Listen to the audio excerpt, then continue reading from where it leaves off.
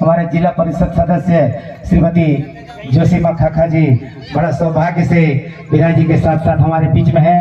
उनको बुके और साथ ही साथ अंग वस्त्र प्रदान करते हुए इनका स्वागत करते हैं।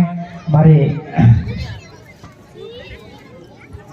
गीता मैडम के द्वारा बुके के साथ में अंग वस्त्र प्रदान करते हैं हमारे जोशीमा बहन जी का बहुत बहुत धन्यवाद, बहुत बहुत धन्यवाद। फिर से एक बार जोरदार तालियों के साथ इनका स्वागत किया जाए। और इसी क्रम में हमारे बीच में उपस्थित है हमारे सिमडेगा जिले की प्रमुख, सिमडेगा प्रखंड की प्रमुख श्रीमती सुनीता देवी।